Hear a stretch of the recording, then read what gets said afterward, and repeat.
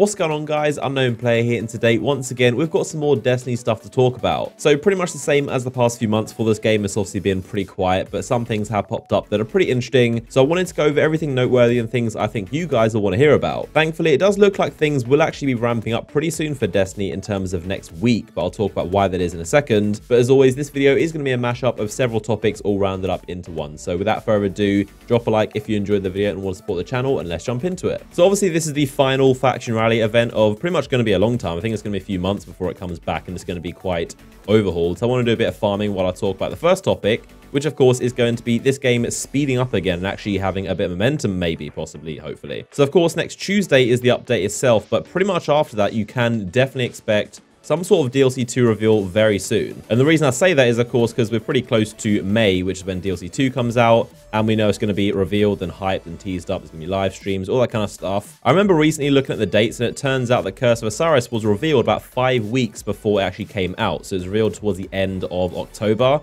and then, of course, came out in December, the 5th of December, I believe. The second after the March 27th update drops is a pretty good time for them to start hyping it, because in terms of, obviously, the community, a lot of people, rightfully so, think Destiny is pretty dead and quiet right now. So I mean, if you're Activision and Bungie, you would definitely want to kind of tell people, hey, the game's livening up again. We've got new updates, new DLC. I don't want to read too much in between the lines about dates and stuff, but whatever way you look at it, we're getting some kind of reveal of DLC 2 relatively soon. Now, we do also know there's going to be a large expansion in September, same as every year. So it's going to be the same as Taken King, Taken Queen. It's obviously not called that. That's just a bit of a meme right now. And again, following patterns, that's pretty much likely to be revealed at E3, which is June, the month straight after DLC 2 will come out, which is actually pretty close. But that's pretty much the rough timeline for Destiny 2. We've got the March update next week, which should hopefully do some good things. Again, that update is by no means going to solve all of Destiny 2's problems. There's a lot of work to be done yet. So something pretty interesting I want to mention was the idea of Bungie hiding the Nightfall Strike loot, or revealing it to us before we actually launched inside the game. It was supposed to be inside the February update, but they delayed it to apparently let the artist make the loot look even better. So I think standards are set moderately high for this stuff to actually look pretty good, seeing as it got delayed by a month. And DMG from Bungie tweeted out saying, seeing folks who want Nightfall Strike uniques to be a surprise in 1.14. Sound off, do you want a preview, or do you want to wait to discover these rewards after March 27th? So he's basically saying, would you rather Bungie show off in a blog post what the Nightfall Strike loot looks like, or would you want them to just keep it a secret,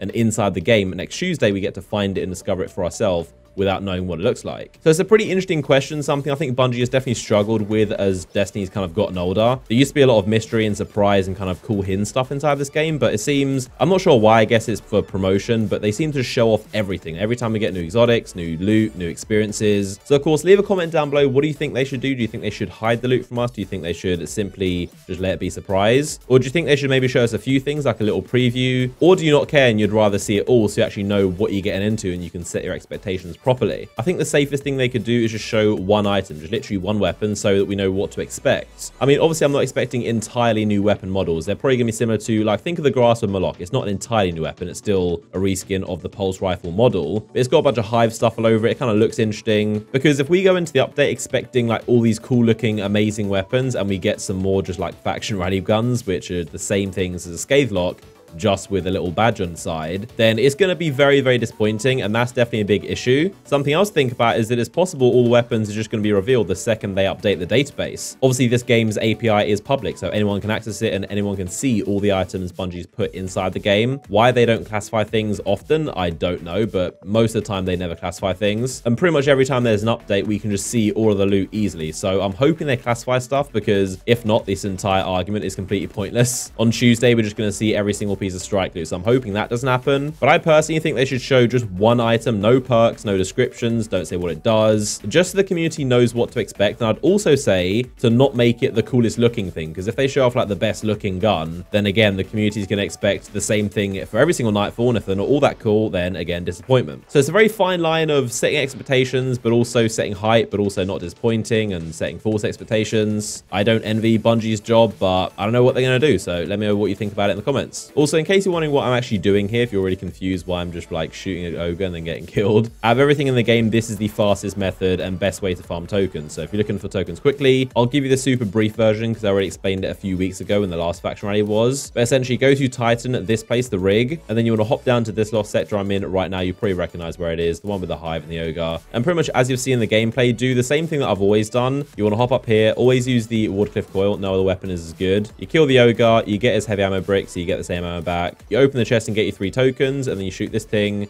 and then this thing to kill yourself and respawn you up at the top. But yeah, pretty simple, just for those of you that are wondering why I'm killing this ogre and then shooting barrels. Again, not the most fun way to play the game, but it is definitely the best way to get tokens. You do get a bunch of glimmer and also a bunch of blues, but I've got so far 204 tokens. I figured you guys are probably bored of seeing me run around that lost sector for about 7 months. Why is there a catch there just like chilling? I've never even seen that before. I guess it's this server to public event. I've just never even looked up and seen that before. But what I did want to talk about is a few changes to the meta, some weapons, perks, abilities, stuff like that coming in future updates. Is the catch going to fly away now? I guess it is. Well, there you go. You learn something new every day. But yeah, something that's hopefully to look forward to is an upgrade to the Firefly perk, or Dragonfly as it's called in Destiny 2. Dragonfly is the very severely nerfed little brother of Firefly, which was probably one of the best perks in all of Destiny 1. If you got Firefly, it was something to be excited about. All the weapons of Firefly are amazing. Now, the reason I bring this up is because DMG, one of the community managers from Bungie, he mentioned this weapon on Twitter, how it's apparently very good inside of the next update. It takes about a month to reload. But this thing is called the Nature of the Beast. It is the Crucible Curse of Osiris hand cannon. So he said, been using this in some playtests, so satisfying to proc Dragonfly with the upcoming changes in 1.14, which of course is next Tuesday's update. So I guess Dragonfly is actually going to be pretty good inside the update, better than whatever that was. And then on top of that, we know hand cannons are getting some pretty significant buffs. They're going to be improved in a lot of ways, especially on console. So Nature of the Beast, that's the weapon to look out for. If you get it, then don't dismantle it because it may be good. So I'd say right now is kind of a weird time in Destiny. If you're still playing the game regularly and still getting a lot of loot, then I'd say don't dismantle a lot of stuff unless you absolutely know you're never going to use it. Like a lot of the worst archetypes of a lot of the worst weapons are getting upgraded. So we've seen it before. Bad weapons turn amazing, and hopefully that'll be the case again. I'm not expecting this weapon to be the new Fatebringer, but hopefully it's actually pretty good. Now, yet another weapon, an exotic this time, getting another upgrade is going to be this bad boy, the Hardlight, a weapon that's always been kind of good and kind of not so good in other ways. I literally had to grab this out of the vault because I never actually use it. But in Destiny 2, one of the main features is that you can, of course, toggle the burn inside the menu, so you can change what element it does. But that in itself isn't really that functional because going into menu, especially on console, how long it takes to load. For an exotic weapon, it's not that great of a feature. Sure, it's helpful, but it could definitely be better for an exotic, you know. So someone called the Satanic pointed this out on Reddit and basically said how it should be able to change it the same as Borealis, the sniper. And then Cosmo from Bungie replied saying, yeah, that's pretty much what we're doing with it, in addition to some other changes as well. So for those of you on Xbox or PC who haven't seen this weapon, you obviously just hold square and it just changed the element like that. It's pretty cool, but at the same time kind of annoying because a lot of time if you hold the reload button too hard or just kind of spam it in the heat of a gunfight, then you can change the element without knowing. Then you'll change it and then you need to sit there and do it again twice to cycle it back to the first element you want it on. So it's definitely not a perfect mechanic, but that is what's going to happen to the Hardlight. They're going to buff it by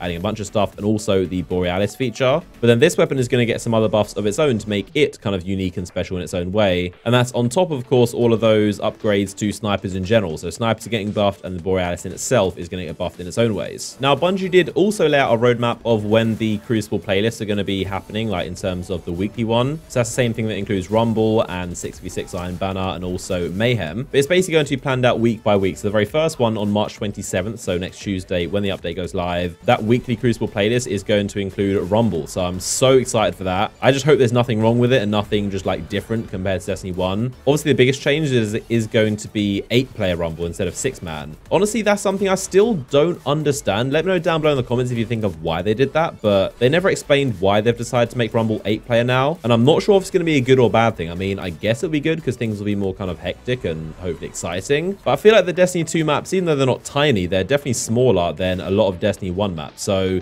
that game was 6-player Rumble and things were fine. Now this is going to be 8-player Rumble on every map. Let me know down below in the comments if you think 8-player Rumble is going to be a good or bad thing, if you're excited or kind of worried about it. Obviously, kill stealing is going to be a big problem, like always in any free-for-all game, and Rumble is definitely very annoying to put damage in someone else steals your kill. And with this game obviously having a bunch more health, that could be an issue. But yeah, next Tuesday, we shall see how Rumble turns out to be. So the week after that, on April 3rd, is going to be Mayhem for the entire week. And then after that, it's going to be Iron Banner 6v6. And then after that, Rumble again, and then Mayhem again, and then Iron Banner again on May 1st. So maybe DLC 2 comes out the week after that Iron Banner week is finished, if that makes sense. So that would make it the 8th of May. That's possible. It's a very likely date. But we've seen in the past a bunch of times whenever Bungie sets out these calendars of like when things are running up until, it normally means that some kind of major content is dropping at the end of that calendar. Now, Bungie did actually make one more change to this big update roadmap, and that was to delay one of the features coming in next week's update, which is the strike modifiers in the heroic playlist. Apparently, there was some sort of bug that caused an an issue and they're delaying it into the May update. But they also said with the extra time, they can make the modifiers even better and apparently more fun and diverse. So much like when anything gets delayed, it's sort of good and bad news. It's obviously bad because you have to wait more time for it, but good in the sense that that thing is going to be better and hopefully more polished and improved. I wonder if we can get another pair of Eon Swift Gauntlets. Nope, Graviton Forfeit, something equally as useless. I really hope the Graviton Forfeit is on that list of exotics they're going to be upgrading. I mean, it most likely is, but it's just so bad compared to how it was in Destiny 1. And it's probably one of the best looking exotic armor pieces in the entire game, Punch. I absolutely love that helmet. But 1 second of invisibility is not going to make me swap out the Office rig anytime soon. Let's see what these new monarchy packages can give us. I believe there should be a new shotgun in here. I think that's just about it. I'm not even sure why I'm pledged Team Monarchy. I don't even know why I'm pledged to any faction, to be honest, in this game. I don't think there's any weapons inside here that I really need. I guess Masterworks and exotics would be nice. Well, we've got a single clap, a Masterwork. That's probably the best.